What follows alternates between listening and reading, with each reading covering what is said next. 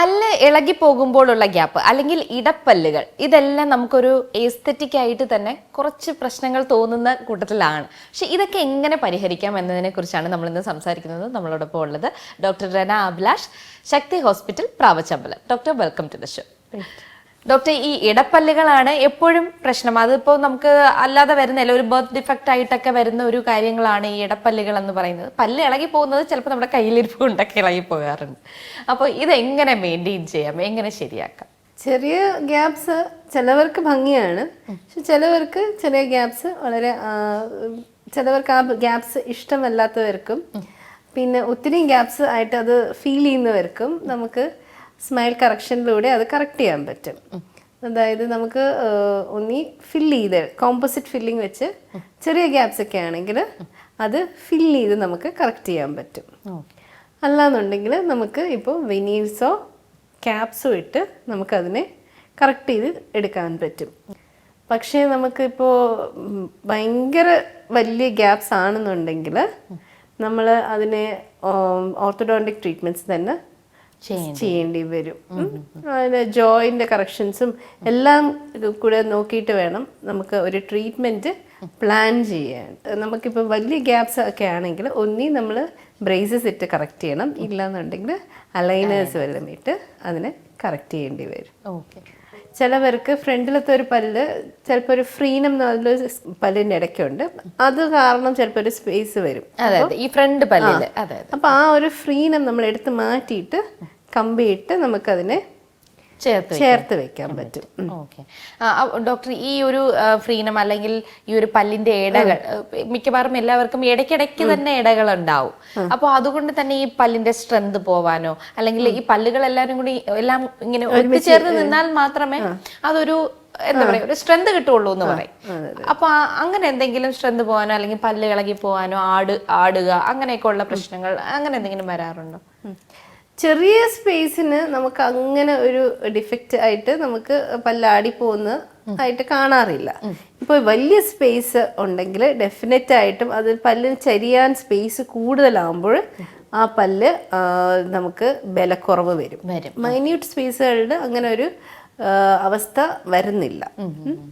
പക്ഷെ ഒരു പല്ലിൻ്റെ അത്രയും തന്നെ സ്പേസ് പോയിട്ടുണ്ടെങ്കിൽ ഡെഫിനറ്റ് ആയിട്ടും അതിന് ടോട്ടൽ സപ്പോർട്ട് ലോസ് ആണ്.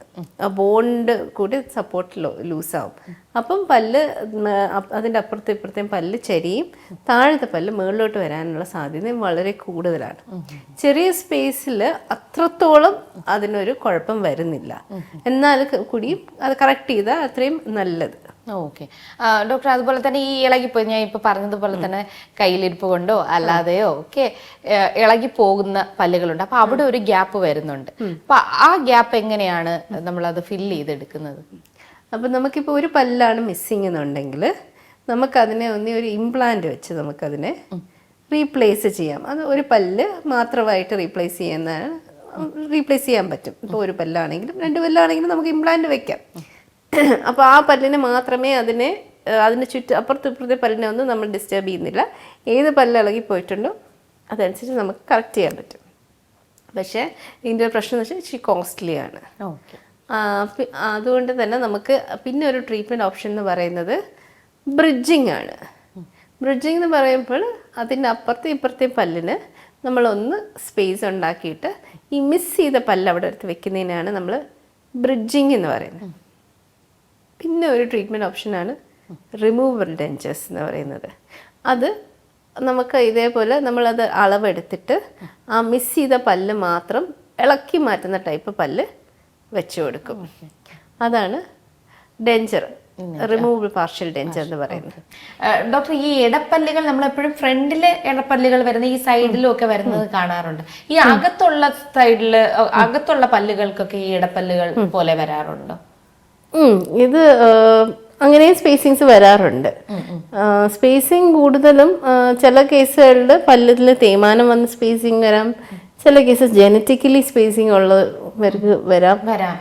അപ്പം നമ്മളത് കാരണം കൂടെ നോക്കും, എന്ത് കാരണത്താലാണ് നമുക്കവിടെ സ്പേസിങ് വന്നതെന്ന്. അപ്പോൾ ഇപ്പോൾ തേയ്മാനം കാരണമാണ് അവിടെ ഒരു സ്പേസിങ് വന്നതെങ്കിൽ നമ്മളൊരു ക്യാപ്പ് ഇട്ട് അതിനെ ശരിയാക്കും. യൂഷ്വലി ബാക്കിലെ ടൂത്തൊക്കെ തേയ്മാനം അങ്ങനെയൊക്കെ കാരണം അവിടെ ഒരു സ്പേസിങ് വരാം.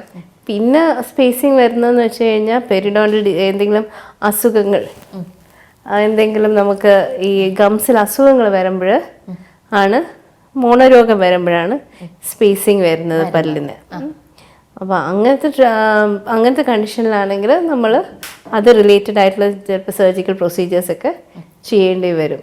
എന്നിട്ടേ നമുക്കൊരു ട്രീറ്റ്മെൻറ്റിലോട്ട് നമുക്ക് പോകാൻ പറ്റത്തുള്ളൂ. ആദ്യം നമ്മൾ ആ മൊബിലിറ്റി നമ്മൾ മാറ്റി എടുക്കും, എന്നിട്ടേ നമുക്കൊരു ട്രീറ്റ്മെൻറ്റ് അതിന് ചെയ്യാൻ പറ്റത്തുള്ളൂ. അപ്പോൾ ഡോക്ടറിൻ്റെ ഒരു അഭിപ്രായത്തിൽ ഇപ്പോൾ ഈ ഒരു ഇടപ്പല്ലുകൾ വന്നു കഴിഞ്ഞാൽ നമ്മളൊരു ഡോക്ടറിനെ കാണും, അതായത് പ്രശ്നമൊന്നും കാണില്ല, കാരണം ഇടപ്പല്ലുകളാണ്, അത് എസ്തെറ്റിക് ആയിട്ട് മാത്രമേ ചെറിയ പ്രശ്നങ്ങളും ഉള്ളൂ, കോസ്മെറ്റിക് എറർ പോലെ മാത്രമേ ഉള്ളൂ.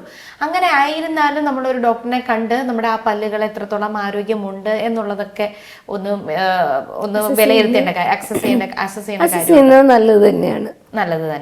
ഓക്കെ. അപ്പൊ അങ്ങനെ വരുമ്പോഴത്തേക്കും എന്തൊക്കെയാണ് അതിൽ ശ്രദ്ധിക്കേണ്ട കാര്യം? കാരണം നമുക്ക് അറിയാൻ പറ്റത്തില്ല എന്ത് റീസണിലാണ് നമുക്ക് ആ സ്പേസിങ് ഉണ്ടായിട്ടുള്ളത്. ചിലപ്പോൾ പെട്ടെന്നായിരിക്കും ചില കേസുകളിൽ സ്പേസിങ് വരുന്നത്, നേരത്തെ ഉണ്ടായിട്ടുള്ള സ്പേസിങ് ആവണമെന്നില്ല. അപ്പം അതിൻ്റെ ഒരു റീസൺ കണ്ടുപിടിക്കുന്നത് നല്ലതായിരിക്കും, അത്യാവശ്യമായിരിക്കും. ചിലപ്പോൾ എന്തെങ്കിലും ബോൺ ലോസ് കാരണം നമുക്കൊരു സ്പേസിങ് വരാം. അപ്പം അതിനെ നമുക്ക് എങ്ങനെ പരിഹരിക്കാം, അപ്പം അതറിയാനായിട്ട് നമ്മൾ ഒരു ഡോക്ടറിനെ കാണുന്നത് നല്ലതാണ്. പിന്നെ നമുക്കത് നിരയിലോട്ട് കൊണ്ടുവരണമെങ്കിൽ അതിൻ്റെതായ രീതികളിൽ ഒന്നി ഫിൽ ചെയ്തോ അല്ലെങ്കിൽ ക്യാപ്പ് ഇട്ടോ വിനീർ ഇട്ടോ ബ്രേസസ് ഇട്ടോ അലൈനേഴ്സ് ഇട്ടോ നമുക്കതിനെല്ലാം കറക്റ്റ് ചെയ്യാം. ഓരോ പേഷ്യൻസിൻ്റെ റിക്വയർമെൻറ്റ്സും അനുസരിച്ചാണ് നമ്മൾ അതിനൊരു ട്രീറ്റ്മെൻറ്റ് പ്ലാൻ ചെയ്യുന്നത്. അതിനൊരു കറക്റ്റായിട്ടൊരു പ്ലാനിങ് വേണം അതിൻ്റെ കറക്ഷന് വേണ്ടി. കാരണം ഓരോ പേഷ്യൻറ്റിൻ്റെയും റീസൺ ഓഫ് സ്പേസിങ് ഡിഫറെൻ്റ് ആയിരിക്കും. എല്ലാവർക്കും ഒരു റീസൺ ആവണമെന്നില്ല സ്പേസിങ് വരാനായിട്ട്. ഡോക്ടർ, ഈ പണ്ടൊക്കെ ആണെങ്കിൽ അടച്ചു വിടും എന്ന് പറയും. ഇപ്പൊ ഈ ഒരു സ്പേസിങ് വന്നു കഴിഞ്ഞാൽ ഇപ്പോൾ ടെക്നോളജീസ് കുറച്ചുകൂടി ഡെവലപ്ഡ് ആണ്, അത് മാത്രമല്ല കുറച്ചുകൂടി മുന്നോട്ട് പോയിട്ടുണ്ട്. അപ്പൊ അതുകൊണ്ട് തന്നെ അലൈനേഴ്സ് ഡോക്ടർ പറഞ്ഞതുപോലെ തന്നെ പല ടെക്നിക്സും ഉണ്ട്. അപ്പൊ ഈ അടച്ചു വിടുന്നത് എത്ര ഡ്യൂറേഷൻ, ഇതിന്റെയൊക്കെ ഒരു ഡ്യൂറേഷനും കൂടി ഒന്ന് പറയാമോ? എത്രത്തോളം, എങ്ങനെയാണ് അതിന്റെ ഒരു ടൈമിംഗ് ഒക്കെ? ഇപ്പം ചെറിയ ഒരു ഗ്യാപ്പ് ആണെങ്കിൽ അടച്ചുവിടുന്നതിന് പ്രശ്നമില്ല, അത് കുറേ നാൾ ലാസ്റ്റ് ചെയ്യും. പക്ഷേ ഗ്യാപ്പ് ഭയങ്കര വലുതാണെങ്കിൽ നമുക്ക് അടച്ചു വിട്ടാൽ അത് ലാസ്റ്റ് ചെയ്യാൻ പോകുന്നില്ല, അത് ഇളകി പോകാനുള്ള സാധ്യത കൂടുതലാണ്. അപ്പം അങ്ങനത്തെ കേസസിലാണ് നമ്മൾ വെനീറോ ക്യാപ്പോ സജസ്റ്റ് ചെയ്യുന്നത്. അതാണ് കൂടുതൽ ലാസ്റ്റ് ചെയ്യുന്നത്. പിന്നെ ലൈനേഴ്സോ ബ്രേസസോ വെച്ചിട്ട് കറക്റ്റ് ചെയ്യുകയാണെങ്കിൽ നമുക്ക് ക്യാപ്പ് ചെയ്യേണ്ടെന്ന് ആവശ്യം വരില്ല, അത് ഓട്ടോമാറ്റിക്കലി കറക്റ്റഡ് ആവും.